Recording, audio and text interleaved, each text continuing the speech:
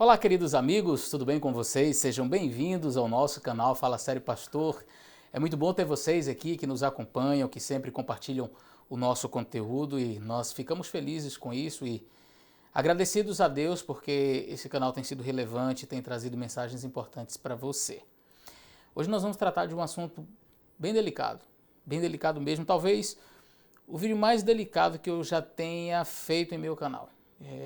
Já uns 2 dias que eu comuniquei que eu ia fazer esse vídeo com alguns amigos e pedi a eles que estivessem em oração para que Deus me conduzisse nas palavras certas, na maneira certa, para que esse vídeo fosse uma bênção, para que esse vídeo servisse como um alerta e de alguma forma ajudasse. E não para que ele fosse um vídeo de crítica, um vídeo que fosse causar efeitos negativos. Então a ideia realmente é que esse vídeo seja uma bênção. Portanto, apesar do título ser bem estranho, eu imagino que você já entrou assim, nossa, que heresias são essas pregadas por alguns pastores, e a gente vai falar sobre isso. Como eu disse, como um tom de alerta, para que você, jovem que nos acompanha, possa ficar antenado e ao mesmo tempo para que de alguma forma ajude a nossa igreja. Fica com a gente até o final desse vídeo, eu tenho certeza que você vai gostar.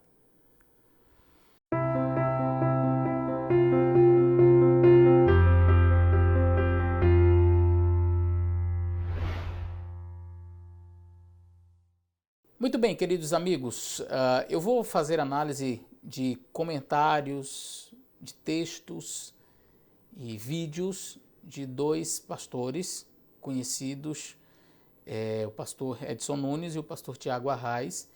Eles fazem parte de um grupo que eles criaram com o nome Terceira Margem do Rio, onde alguns outros estão ali agregados e eles sempre têm trazido mensagens assim mais progressistas e com conteúdos que às vezes preocupam.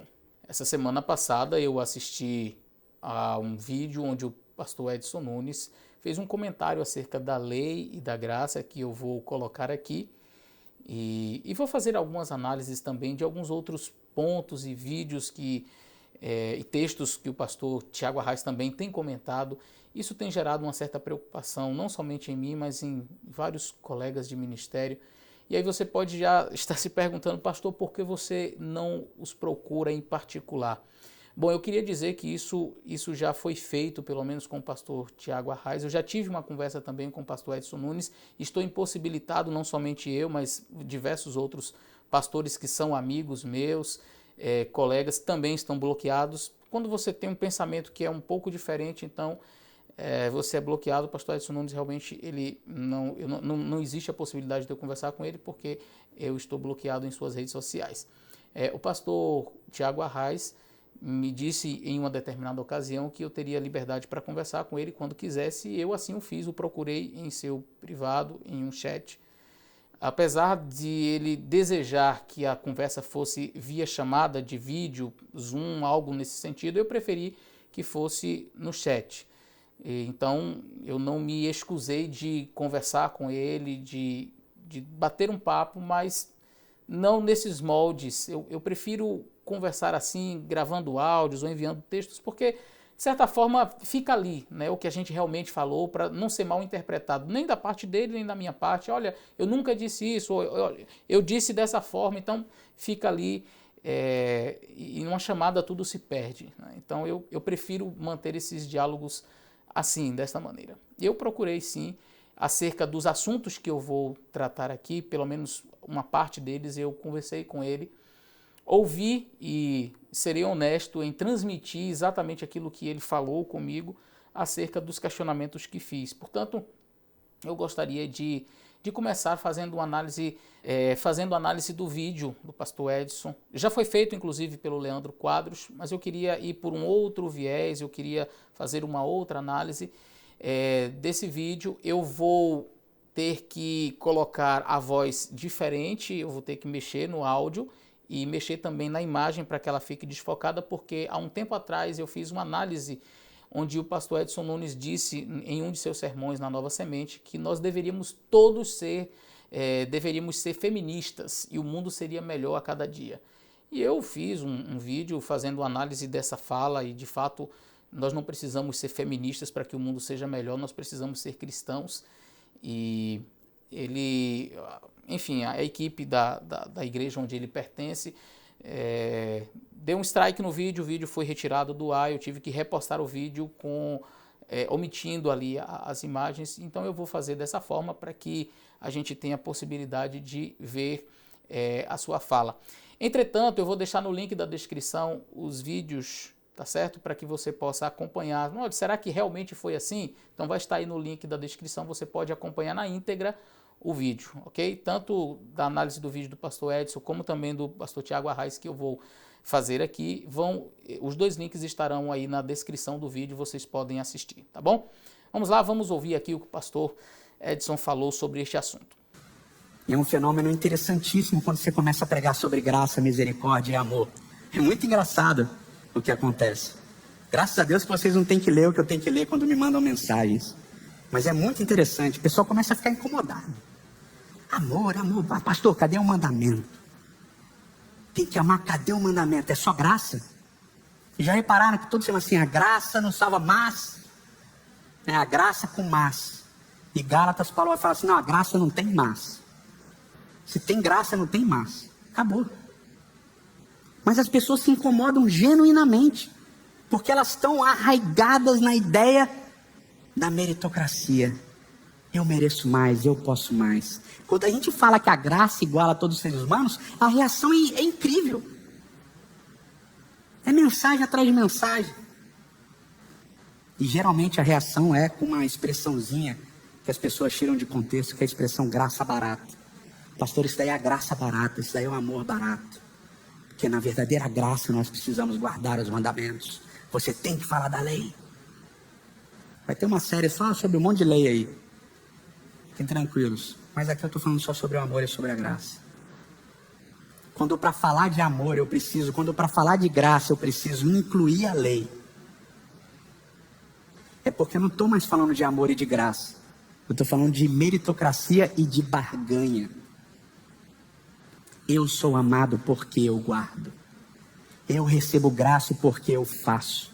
E se você acrescentar isso, já não é amor, já não é graça. É exatamente o oposto do que Cristo ensinou. O oposto, o exato oposto. A exposição da verdade é o caminho do amor. O amor é a verdade, então eu preciso expor o amor, a verdade. Muito interessante, e eu já fiz alguns vídeos aqui no nosso canal trabalhando a questão do perfeccionismo. Nós temos extremos que precisam ser sempre evitados, e o extremo de achar que a salvação é uma obra realizada em parceria é muito perigoso. Algumas pessoas tendem a ir para um extremo onde eles imaginam que Jesus fez a parte dele lá na cruz, ele fez o seu sacrifício para resgatar o ser humano, e somando-se ao sacrifício de Jesus, você vai ter as suas obras, e aí vai juntar a obra de Cristo com as suas obras, e agora você vai ter a salvação. Isso é uma heresia. Só que a igreja adventista não ensina isso, nunca ensinou isso. A visão adventista acerca da salvação é a bíblica, aquela visão onde Paulo diz, pela graça sois salvos, por meio da fé. Isso não vem de vós, é um dom de Deus, e não por obras, para que ninguém se glorie. Então, no processo da salvação, não existe um somatório entre a graça de Cristo e as obras humanas, e então você tem a salvação. Agora, saindo desse extremo, nós temos um outro extremo. O extremo de colocar a observância da lei, a observância aos mandamentos de Deus, como em oposição à graça. Isso fica evidente no vídeo quando o pastor Edson Nunes diz assim: quando para falar de amor e de graça eu preciso incluir lei, é porque eu não estou mais falando nem de amor e nem de graça, como se uma coisa estivesse em conflito, em oposição à outra. Só que deixa eu te contar uma coisa. Quem colocou vínculos entre a lei e a graça, a lei e o amor, a observância dos mandamentos e o amor, não fui eu. Não foi a igreja adventista, foi Cristo. Quando você abre a Bíblia em João capítulo 14, e o verso 15, o que Jesus diz ali? Olha, quando para falar de amor e graça eu tenho que incluir a observância dos mandamentos, eu não estou mais falando de amor e nem de graça. Foi esta a fala do pastor Edson Nunes. Ele diz, eu estou falando de meritocracia, de barganha. É isso? Olha o que Jesus disse. Se me amardes, guardareis os meus mandamentos. Então, quem colocou um vínculo entre observância de mandamento e amor foi Jesus. Observância dos mandamentos de Deus sempre será uma resposta ao amor que ele demonstrou por nós, a graça recebida. A graça uma vez recebida e o amor recebido de Deus sempre provocará em mim uma resposta. Uma resposta. E qual é a resposta a esse amor? Simplesmente a obediência. A obediência é o quê? Jesus disse, se me amardes, guardareis os meus mandamentos. Quando você vai ao capítulo 15, Jesus diz assim, se guardardes, verso 10, se guardardes os meus mandamentos, permanecereis no meu amor. Então, o amor de Cristo, vinculado à guarda dos mandamentos. Quer permanecer no amor de Cristo? Eu quero permanecer no amor de Cristo. Mas não fale de observância, porque você não vai mais estar falando de amor. Você vai estar falando de barganha e meritocracia. É isso, Jesus? Jesus disse, não é isso. O que Jesus disse? Se guardardes os meus mandamentos, permanecereis no meu amor. Do mesmo modo como eu tenho guardado os mandamentos de meu Pai, e no seu amor eu permaneço. Quer permanecer no amor de Cristo?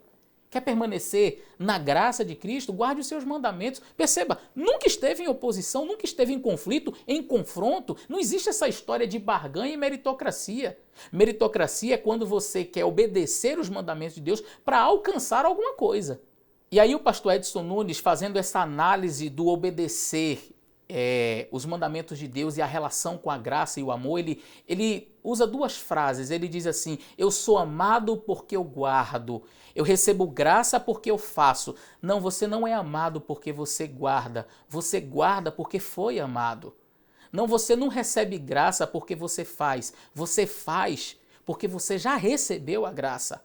Entenda, e isso me impressiona tanto porque é algo tão simples que num estudo bíblico inicial, quando nós estamos dando estudos bíblicos para os nossos alunos, antes deles tornarem-se adventistas, isso é ensinado de maneira clara. A igreja adventista não ensina uma salvação via obras. A igreja adventista não ensina que para você ter méritos diante de Deus, para que você seja aceito diante de Deus, você precisa ter boas obras. Mas a igreja adventista ensina sim que estas obras elas têm o seu valor, mas o valor dessas obras não são para a salvação, mas elas são uma evidência da salvação recebida. E aí nós estamos trabalhando com dois conceitos diferentes, justiça imputada e justiça comunicada. Nós estamos falando de justificação pela fé e santificação. E é por isso que algumas pessoas, por não compreenderem este tema, que é um tema precioso na Bíblia, por exemplo, colocam Paulo em conflito com Tiago. Martinho Lutero chegou a mencionar que a carta de Tiago era uma carta de palha, porque ele não entendeu o processo de justificação e santificação. Querem ver esse exemplo? Quando você vai aqui para Romanos e você olha o texto de Romanos onde Paulo fala sobre a lei e sobre a justificação pela fé. E Paulo diz assim, olha, capítulo 3, verso 28, concluímos, pois, que o homem é justificado pela fé sem as obras da lei. Justificação. Você é justificado pela fé sem as obras da lei. É o que Cristo fez por você. Aí você vai olhar agora a conclusão. Essa foi a conclusão de Paulo. Agora olha a conclusão de Tiago. Tiago ele chega para concluir. E aí a conclusão de Tiago é a seguinte, capítulo 2 do livro de Tiago. E o versículo 24, que diz, vede então, concluímos, pois, vede então, que o homem é justificado pelas obras e não somente pela fé. Paulo está em discussão com Tiago. Eu tenho até um sermão onde eu prego sobre isso. Eu vou deixar no link da descrição também um vídeo onde eu explico a aparente contradição entre essas duas passagens, mas é que um está falando de justificação e o outro está falando de santificação. Um está falando de justiça imputada e o outro está falando de justiça comunicada. Todas duas têm a sua importância, uma para a salvação e a outra como evidência da salvação recebida. Então as obras, elas nunca estarão em conflito com a graça de Deus e nem com o amor de Deus. Repito, quem criou vínculos entre a observância dos mandamentos e a lei e o amor e a graça foi o próprio Senhor Jesus Cristo. Trazendo para uma linguagem mais simples, imagine uma relação matrimonial, imagine o casamento, onde o indivíduo ele diz assim, olha, quando para falar de amor e de união dentro do casamento eu preciso falar de fidelidade, eu não estou mais falando de amor e nem de comunhão dentro do relacionamento matrimonial. Aí você vai dizer assim, não, mas espera aí, uma coisa não está para a outra. Assim, não está em conflito, essas duas coisas não estão em conflito. Por quê? Porque quem ama será fiel. Então a fidelidade não está em oposição ao amor dentro de um relacionamento, percebe? A sua fidelidade para com Deus, a observância aos seus mandamentos nunca estarão em oposição à graça recebida e nem ao amor recebido. Portanto, não há problema nenhum em você pregar sobre graça e amor e colocar a lei. Agora você tem que apenas explicar qual é o papel de cada um. O que me salva? A graça ou a lei? A graça. O que me salva é o amor de Cristo demonstrado na cruz, o sacrifício que ele fez. Ali está a salvação. E agora onde é que entra a questão da observância dos mandamentos? Simplesmente na minha resposta a este tão grande sacrifício. E sabe o que me impressiona? É que essa semana eu assisti um vídeo de um pastor evangélico. E olha o que esse pastor evangélico fala sobre este assunto. Farley, qual que é a maior heresia pregada nos dias de hoje para você? Caramba, mano, que pergunta. Os caras são criativos para fazer heresia, né? Mas eu acho que o maior risco para a igreja hoje, cara, é justamente a hipergraça. Ela é a maior ameaça. Por quê, cara? Quando você olha o quadro da igreja nos últimos dias, vamos pegar o Apocalipse e vamos pegar as cartas de Paulo. Eu sei que a gente acredita num grande avivamento, um grande derramamento do Espírito nos últimos dias, mas, cara, quando você olha toda a história, quando você olha a Bíblia e você olha a história dos avivamentos, sempre foi sobre um remanescente. Isso nunca tocou todo mundo. Pô, mas a segunda pregação de Pedro alcançou 5.000 pessoas. Mas, cara, eram milhares de judeus ali. Então, sempre é um remanescente. Então, eu acredito num grande avivamento, um grande derramamento nos últimos dias, mas o quadro da igreja dos últimos dias, ele não é um quadro de avivamento. Ele é um quadro de apostasia, cara. Então, quando você vê Paulo falando para Timóteo, Paulo estava preso numa prisão em Roma, na prisão Amertina, que era um buraco, cara, sabendo que ia ser morto, tanto que ele só sai de lá para ser decapitado. Provavelmente ele nunca chegou a encontrar Timóteo de volta. Então, ele está falando de toda a desgraça, que ele foi preso, que Onesíforo teve que ir reanimá-lo, que ele teve a sua defesa e ninguém apareceu para ele. Está pondo um quadro de desgraça. E daí chega uma hora que ele fala assim, você acha que o pau está fechando? Ele diz assim, pois nos últimos dias sobrevirão tempos terríveis. Nossa. Então ele diz, cara, vai piorar. E aí o que ele fala? Ele fala do amor esfriar, de se desviar da sã doutrina. Então a real é que o quadro da igreja dos últimos dias, ela não é de uma igreja avivada, mas é de uma igreja apóstata. Cara, na minha humilde opinião, não tem nada que prepare melhor a igreja para a apostasia do que a hipergraça. Sabe por quê? Porque a condição, cara, para o cara mudar de vida é o arrependimento. E já não se fala mais. Cara, por quê? Porque o que é uma conversão? A gente usa essa expressão conversão. Cara, conversão é assim, eu estou indo para uma rota, para um destino, para um alvo, e aí, de repente, algo é tão chocante para mim que eu dou uma volta de 180 graus. E eu faço o caminho totalmente contrário. Né? Então, e para que uma conversão aconteça, precisa ter um choque, uma transformação, um arrependimento. A hipergraça leva o cara a viver uma vida desgraçada, mergulhado no pecado e que ele acha que está certo. Cara, qual é a salvação e a solução para esse cara? Então o cara está com a vida toda arrebentada, traindo a esposa, todo zoado. Você fala, cara, você precisa se arrepender, consertar a sua vida. Não, cara, Deus me ama. Já ouvi isso.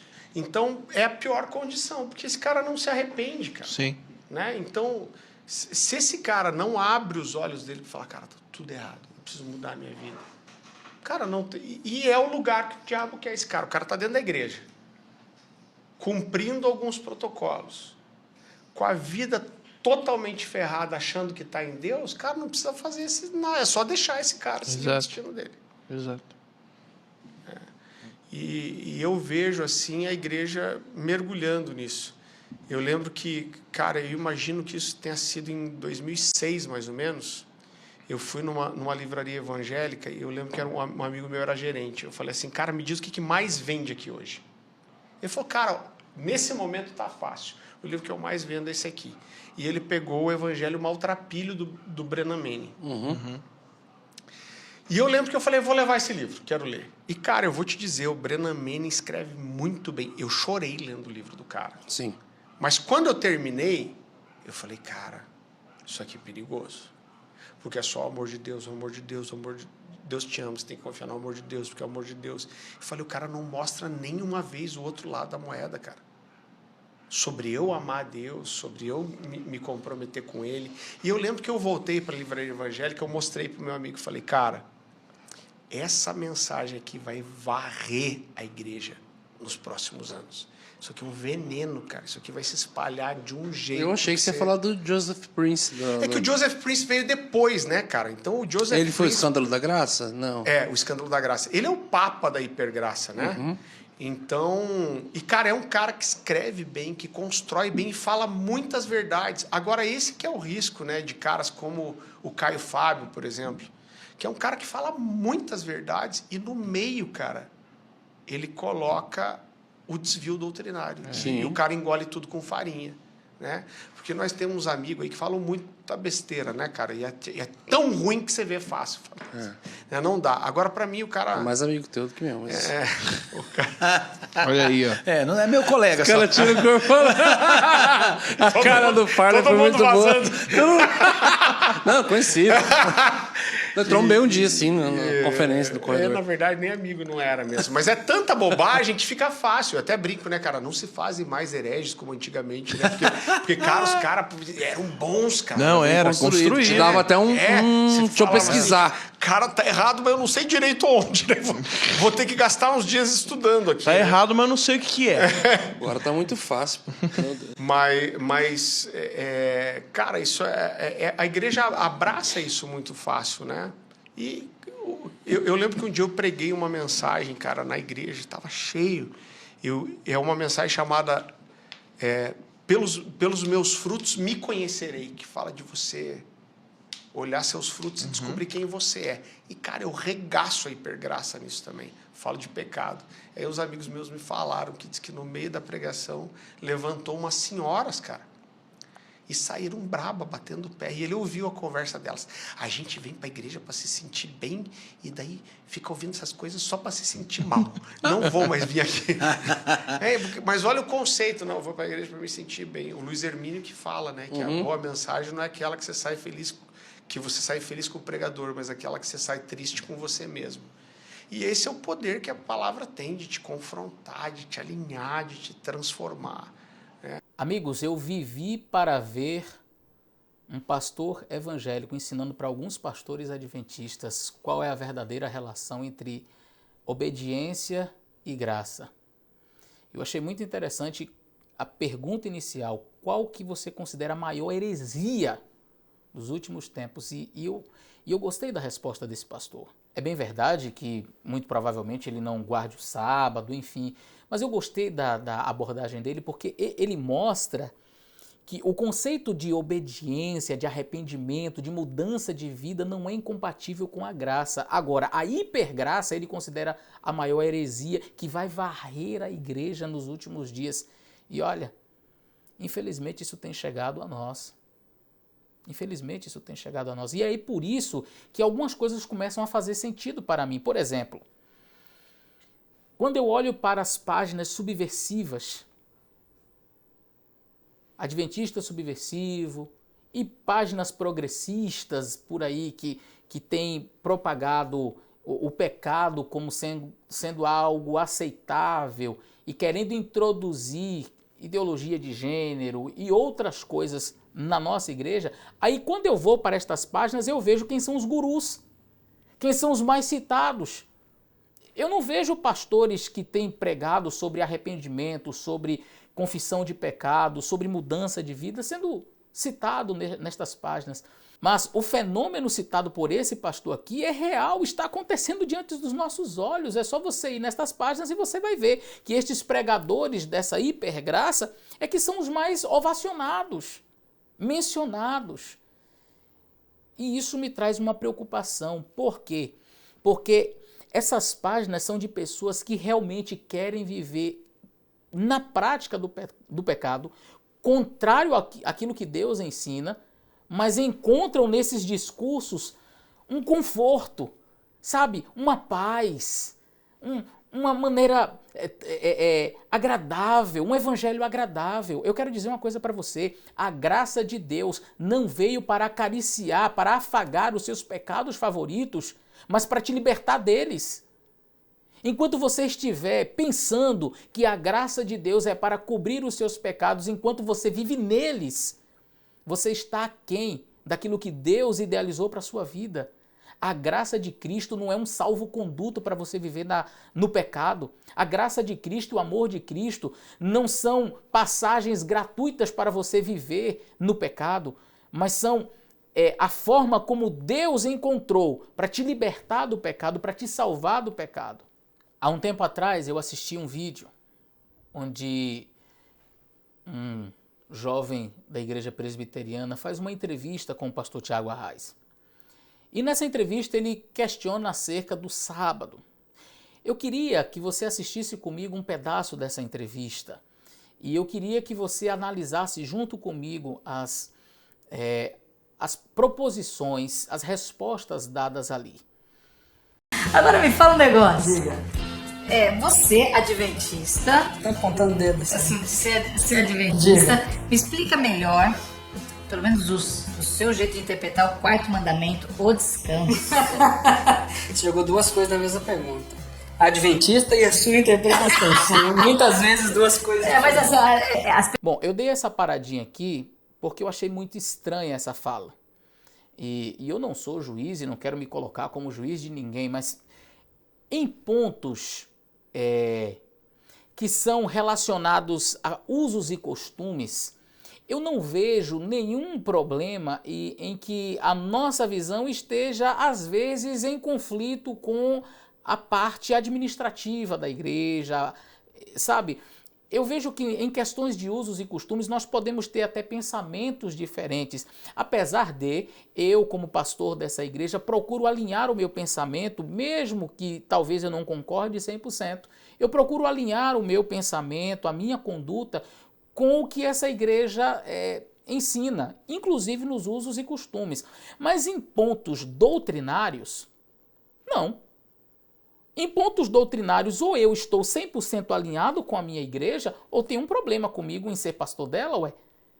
Nós estamos falando aqui, o assunto aqui não é sobre usar terno e gravata na hora de pregar. Nós estamos falando aqui do sábado. Nós estamos falando qual o dia de repouso. Nós estamos falando de um ponto doutrinário. E aí o rapaz faz a pergunta... Você, como adventista, qual a sua interpretação? E aí ele vai dizer, bom, que a minha interpretação e a interpretação da igreja vai, às vezes, estar diferente. Como assim? Vamos continuar ouvindo um pouco mais para ver onde é que vai dar esse discurso. Pessoas, às vezes, já vêm com preconceitos, assim, Claro. Você é isso, você é aquilo. Até eu no começo, eu lembro pro seu primeiro Rock no Vale, eu te ofereci cafezinho, eu falei, você toma café? Fiquei todo com medo. E você tomava. A gente era normal. Era. A gente vive a vida. Você vive a vida. Não! Eu não tomo café. Eu sou pastor da igreja adventista e eu não tomo café. Eu só queria deixar isso aqui registrado. É o seguinte, a igreja obviamente vai ter posições claras e objetivas sobre o assunto, então na minha resposta eu já vou colocar isso logo de cara para não ter nenhum tipo de problema com ninguém, mas a minha opinião, foi a que você perguntou, eu vou passar a minha opinião e não representa a opinião da igreja adventista. Como assim? como que um pastor, para falar de um aspecto doutrinário da igreja, a sua opinião não representa a opinião da igreja? Não entendi. Vamos falar sobre santuário. A minha opinião não é a opinião da igreja. Vamos falar sobre imortalidade da alma. Veja bem, a igreja adventista ela tem uma visão, mas eu não quero falar em nome da igreja porque a minha visão às vezes não vai ser... Como assim? São coisas que eu, particularmente, eu não consigo compreender. Sabe esse discurso do tentar agradar? Talvez, e eu acredito que não seja esse realmente o pensamento do pastor Tiago Arraes. Eu quero crer que ele não pense assim, eu quero crer que ele realmente tenha o sétimo dia, o sábado, como o dia do Senhor, um dia sagrado, mas assim, para que esse discurso? Ele não ajuda, sabe?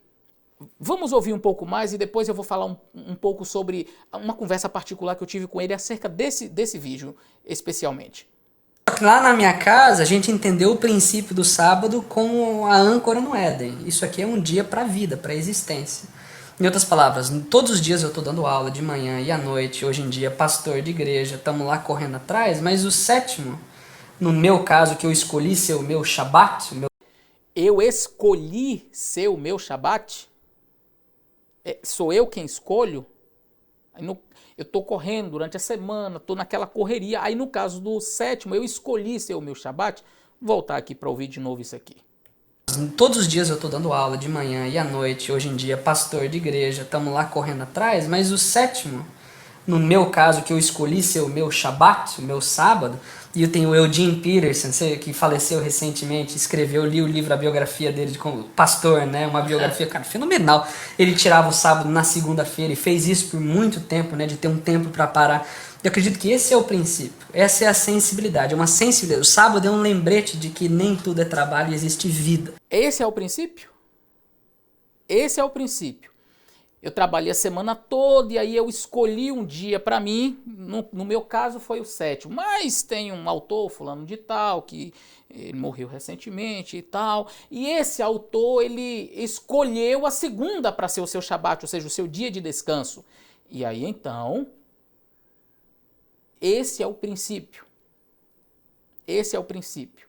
O princípio de que o importante é você entender que a vida não é só trabalho, que você precisa parar, precisa descansar. No vídeo completo ele faz um paralelismo com o faraó, mostrando que o povo estava trabalhando sem parar e aí Deus dá o sábado ali, que era para o povo descansar. Não, o princípio não é esse apenas. Essa eu diria é uma parte mínima do real significado do sábado. Primeira coisa, não sou eu quem escolhe o dia. Quem escolheu o dia foi Deus. Segunda coisa, e isso aqui eu disse para o pastor Tiago Arraes em um áudio que enviei para ele. Pastor, o sábado foi dado num contexto onde não havia cansaço pelo trabalho. O sábado foi dado no Éden, quando não havia pecado. Deus, havendo terminado sua obra, descansou, abençoou e santificou. A expressão descansar ali não está necessariamente referindo-se a um cansaço físico, onde Adão trabalhou a semana toda no Jardim do Éden e agora ele está cansado, está acabado e agora ele precisa descansar. Não é desse descanso que o texto está falando. Portanto, o descanso físico tornou-se necessário por conta do pecado, sim, mas o sábado não foi feito por causa disso. O sábado não foi estabelecido por Deus para apenas um descanso físico. É um descanso espiritual. É estar na presença de Deus. Não sou eu quem escolho o dia. Eu não posso chegar e dizer assim, a minha segunda eu escolhi para ser o meu Shabat. Porque o princípio é isso. O importante é você descansar. Sabe qual foi a minha tristeza? É que o vídeo terminou assim. E eu questionei o pastor. Eu conversei com ele. Eu disse, mas pastor Tiago, em nenhum lugar você chega para concluir nesse vídeo que é importante o descanso, que esse descanso, que teve esse pastor que escolheu a segunda-feira, mas que Deus estabeleceu de fato um dia e que esse dia é o sétimo. Você pode até escolher outro, mas o propósito, o ideal de Deus para a sua vida é que você obedeça não somente o descansar, mas no dia que Ele escolheu, no dia que Ele pediu. E a resposta dele, como eu disse, eu seria honesto em transmitir aquilo que ele passou para mim. Ele disse: Eleazar, eu estava tentando estabelecer pontes. E a gente não pode já chegar falando qual que é o dia.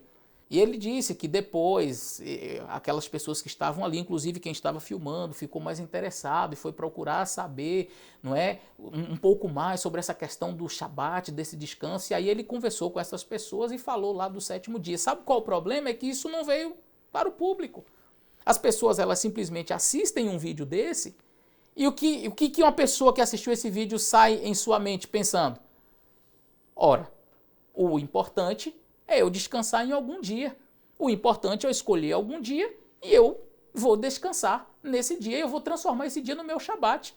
Ora, mas isso foi o que eu refutei semana passada no vídeo do pastor Paulo Júnior. E outros que acham que você precisa até descansar, mas não importa o dia. Você selecionando um dia para estar em paz com Deus, em comunhão com Deus, tá beleza, tá tudo bem. Não, não está bem. A obediência, ela precisa ser completa. E não há nenhum absurdo em você estabelecer a ponte. Eu acredito que, e como eu disse para ele, você fez pontes fantásticas. Foi interessante, você construiu toda a linha de raciocínio, mostrou a necessidade de um descanso, fez o historiou ali, né? Fez aquele histórico com o faraó e que o povo precisava descansar. Fantástico, mostrou a necessidade. Apesar de eu enxergar mais pelo lado espiritual e menos físico, mas ok, fez a ponte com a pessoa, só faltou cravar, só faltou finalizar e dizer assim, e este dia precisa necessariamente ser o 7º, e não, e tinha um pastor que escolheu a segunda, e esse foi o Shabat, e para mim o princípio é esse. Não, esse não é o princípio. O princípio não é esse. O princípio é obedecer a Deus no dia que Deus escolheu para ele. Não sou eu quem escolho, não é você quem escolhe é Deus. Obediência. Há um outro vídeo que me chamou a atenção há um tempo atrás e eu gostaria de compartilhar com vocês. Um vídeo onde o pastor ele fala um pouco sobre a questão do ministério profético de Ellen White, a opinião dele em relação a um episódio que ele vivenciou com um teologando que fez uns questionamentos acerca de teatro. Vamos ouvir. Estava no carro esperando meu filho sair da escola, parou um carro, não sei se os caras estão aqui, 2 teologandos estão dentro do carro, acho que buscando os filhos dele, não deve estar aqui porque eles têm filho. O filho acorda cedo, quebrando tudo. Aí o menino virou para mim, o teologando, e falou assim: Pastor Tiago, estão querendo fazer lá na minha igreja, onde eu faço estágio, uns teatros, os jovens querem fazer uns teatros, e como é que eu organizo? Eu falei: como é que você organiza o quê? O teatro? Eu não entendi. Não, que orientação que eu passo? Eu falei: você dá a orientação que está no Evangelho sobre o teatro. E o que o Evangelho diz, professor Tiago? Não diz absolutamente nada. Aí dá aqueles 15 segundos da pessoa te olhando assim, você fala assim: mas e os textos? Você fala: os textos de Ellen White? Sim, eu pego eles aqui na minha mão, tá vendo? Tá vendo aqui? Aí, ó, imagina que isso aqui é o Evangelho agora, olha só que beleza. Eu jogo dentro, e se sobrar alguma coisa depois, aí eu me preocupo. Mas geralmente não sobra nada. Porque as preocupações de Cristo não são as nossas preocupações.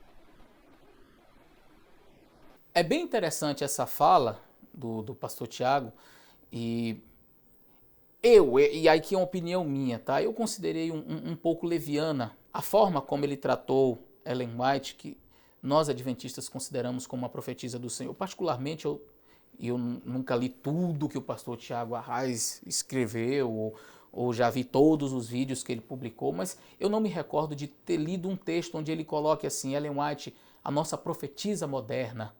Eu nunca vi, mas essa semana eu vi esse texto aqui. A profeta moderna Margaret Atwood, autora do livro The Handmaid's Tale, ficou ao meu lado por um segundo aqui no Festival Literário de Santa Fé. Meio atordoado, não vou mentir. A profetisa moderna. Quem é essa Margaret? E eu, vendo aqui um pouquinho, coisa rápida, eu vi esse texto onde dizia assim: Margaret, autora de O Conto de Aya, para mim é natural ser uma raposa velha, malvada. Enquanto o mundo espera intrigado os testamentos, a sequência de O Conto de Aia, sua autora defende o feminismo e alerta sobre o perigo de censurar a arte por razões morais. Essa é Margarete. Para Tiago Arraes, para o pastor Tiago Arraes, uma profetisa moderna.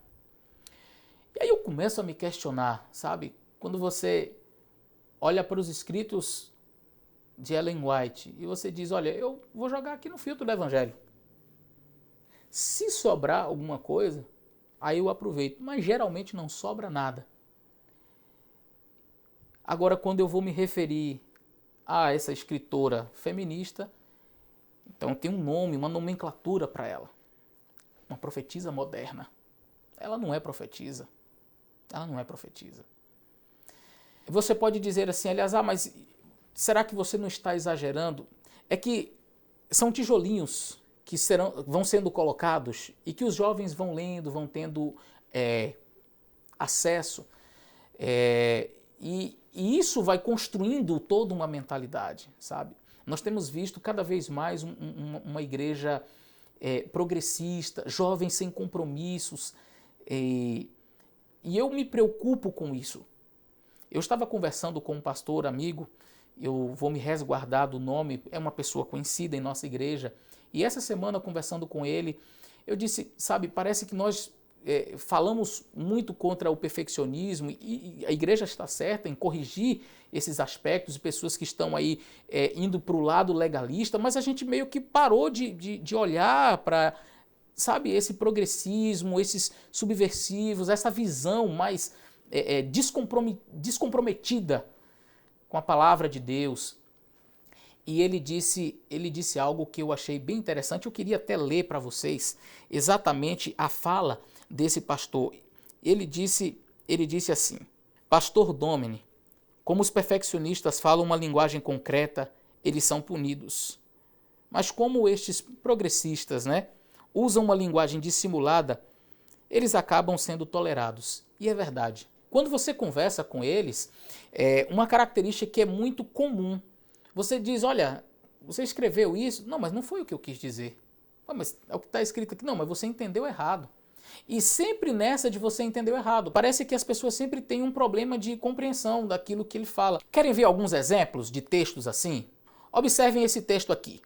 Queridos pastores, guardemos essas palavras no coração, no fundo do nosso coração. Algo não vai bem em nossa igreja se as pessoas nos veem quase sempre como representantes da lei e da moral e não como profetas da misericórdia de Deus. Espera aí. Ser um representante da lei e da moral está em oposição a ser um profeta da misericórdia de Deus? Se as pessoas olham para mim e só veem um profeta da misericórdia, mas não vê um representante também da lei e da moral, então está tudo certo? Ou se as pessoas olham para mim e veem apenas como um representante da lei e da moral, então eu não sou um representante da misericórdia, uma coisa está em oposição com a outra? Percebe que voltamos ao início do vídeo com a ideia de graça e lei, como sempre esse discurso de colocar as coisas em conflito, coisas que não estão em conflito. Você e eu, que somos pastores, você que é membro da igreja, deve ser para o mundo, sim, representantes da lei, da moral e da misericórdia de Deus. E estas coisas não estão em antagonismo, elas não estão em conflito. Essa semana eu vi mais um post onde o pastor Tiago Arraes comentava o seguinte: se removermos a doutrina X, não temos razão para existir. É o que alguns adventistas falam, alguns pastores. Por exemplo, a doutrina do santuário, que é basilar. Existem, de fato, algumas doutrinas nossas que são basilares e, se retiradas, o adventismo perde a razão de ser. E ele diz, comentando sobre esta fala, amigos, então removam. Sintam o chão desaparecer. Entrem em colapso. E depois descubram que essa história nunca foi sobre nós e a nossa fidelidade, mas sobre Jesus, a justiça de Deus. Nele vivemos e movemos e existimos. E eu gostei da resposta que o pastor Ronaldo trouxe, e ele disse o seguinte: Jesus é o centro, a essência, a razão de ser de tudo e de todos. Isso não anula o fato de que há crenças distintivas que não podem ser removidas sem o risco de o movimento tornar-se irrelevante, descaracterizado ou deixar de ter razão para existir. Eu concordo com o pastor. E qual foi a conclusão do Tiago respondendo o pastor Ronaldo? Ele disse assim: claro, eu entendo o seu ponto de vista, pastor Ronaldo. Posso não concordar, mas entendo, respeito acima de tudo, não te considero menos por sua posição. Aí agora as coisas vão fazendo sentido para mim, sabe? Eu assisti aquele vídeo onde fala sobre a questão do sábado, que o importante é o princípio, é escolher um dia, um escolheu a segunda-feira, esse daqui ele escolhe o sétimo, mas o princípio é esse, é você escolher um dia para estar na presença de Deus, para você parar, para você descansar. Esse é o princípio. Remove a doutrina, sabe? Quando ele diz assim, é que a minha visão e a visão doutrinária adventista necessariamente não é a mesma, às vezes somos diferentes, aí algumas coisas começam a fazer sentido, sabe? Quando a pessoa chega a dizer assim, deixa tirar as doutrinas, deixa o chão ruir, deixa... E aí quando você vai questionar, quando você vai perguntar, não, mas não era isso que eu queria dizer, não era assim que eu estava pensando, não era isso que eu estava falando. Sabe, queridos, eu amo essa igreja. Eu amo a Igreja Adventista do Sétimo Dia e louvado seja Deus, porque nós temos uma porcentagem altíssima de pastores comprometidos com a verdade.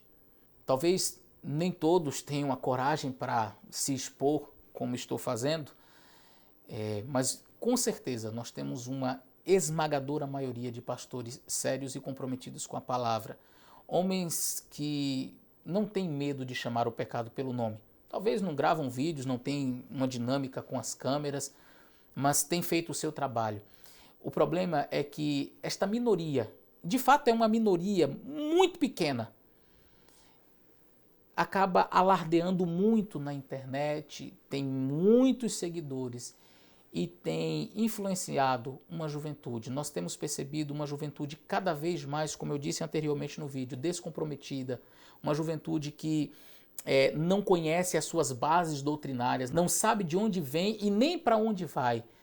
Sabe, essa hipergraça de que falou o pastor, as pessoas, não, o amor de Jesus é tudo, não importa, ele vai viver dormindo com a namorada dele, tá tudo certo, sabe, ele continua lá comendo coisas que não deveria comer, porque a Bíblia diz que não deveria, ele vive assistindo programas e assistindo, sabe, filmes que não deveria assistir, vendo cenas que não deveria assistir, ele vai vivendo na infidelidade, ele trabalha num dia que Deus disse que ele não deveria trabalhar, ele vai, porque assim o importante é o amor. Então, o arrependimento, sabe, a confissão de pecados, essa entrega e viver em harmonia com os propósitos divinos.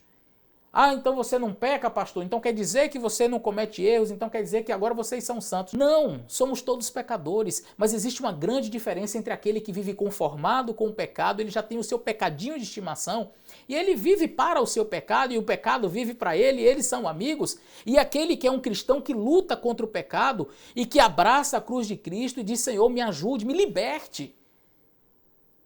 Essa luta precisa existir. Ah, mas isso é um peso. Bom, depende. Depende. O apóstolo Paulo vivenciou isso.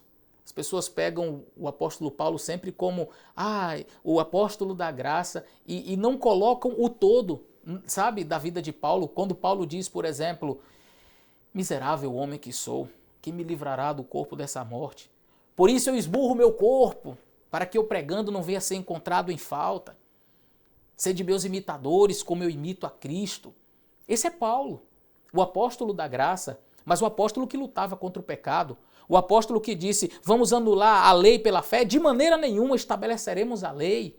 Anulamos, pois, a lei pela fé? De modo nenhum, antes estabelecemos, confirmamos a lei. Porque eu não conheceria o pecado se a lei não dissesse, não cobiçarás. Então, este é o apóstolo Paulo. Colocar a lei e a obediência aos mandamentos de Deus em oposição à graça e o amor. Fazer discursos sempre em valorização à graça e colocando a obediência como se fosse algo supérfluo e às vezes até desnecessário, não é algo que constrói. Na realidade atrapalha, na realidade não ajuda. Nós precisamos levantar uma geração comprometida com a palavra de Deus. E se tem uma coisa que Satanás tem ódio, é quando jovens têm isso aqui em seu coração, a palavra de Deus. Por isso que aqui você vai encontrar aquele texto onde diz, jovens, eu vos escrevi porque sois fortes, e a palavra de Deus habita em vós. e vocês venceram o maligno. Sabe por que muitos jovens não conseguem vencer o maligno? Porque a palavra de Deus não está em seu coração. Sabe por que muitos jovens não conseguem vencer as tentações? Porque a palavra de Deus não habita em seu coração. Jovens, eu vos escrevi porque sois fortes. Vocês podem vencer o maligno, vocês podem lutar contra o pecado, vocês podem obedecer os mandamentos de Deus. Vocês precisam ter a palavra de Deus no coração. E é por isso que essa relativização do evangelho, é por isso que esta hipergraça, como disse o pastor, será a pior heresia dos últimos dias. Porque coloca o ser humano numa posição de eu estou aqui, como diz o hino nacional brasileiro, deitado eternamente em berço esplêndido, tranquilo, tá tudo bem. Ele não se preocupa com o seu pecado e nem viver uma experiência real com Cristo. Na cabeça dele, paz e amor. Queridos, esse vídeo não teve por objetivo desferir ataques à pessoa, não a pessoa do pastor Tiago, nem a pessoa do pastor Edson. Nós trabalhamos as ideias e os conceitos apresentados por eles. E sim, eu me posicionei contra alguns conceitos que eles apresentaram. Não estou julgando o ministério deles e nem desqualificando enquanto pessoa. Eu discordo dos seus posicionamentos, das suas falas, e eu queria deixar isso aqui registrado. Porque, como disse Edmund Burke, para triunfo do mal, basta que os bons não façam nada. Muitas vezes o silêncio é covardia. E quando a palavra de Deus é desvirtuada dessa maneira, Deus precisa que homens se levantem para falar. Se eu me calo, eu sou conivente e Deus me cobrará por isso. Eu não quero me colocar na posição superior, achando que eu sou melhor, achando que eu sou bom, mas eu não posso ser covarde de ver esses textos, estas falas, estes vídeos e simplesmente me calar. Que Deus tenha misericórdia da sua igreja, que Deus continue cuidando de você e seja você um arauto da verdade. Eu não quero que esse meu vídeo seja usado para atacar pessoalmente ninguém, mas se você puder, depois de assistir esse vídeo, orar pelo ministério pastoral da Igreja Adventista do Sétimo Dia, orar pelo pastor Tiago, orar pelo pastor Edson, orar pela nossa igreja, orar pela nossa juventude, você já vai fazer muito. Lembre-se, jovem, busque na palavra de Deus. Jovens, eu vos escrevi porque sois fortes. A palavra de Deus está em vós e vocês têm vencido o maligno. Grande abraço e até o nosso próximo vídeo.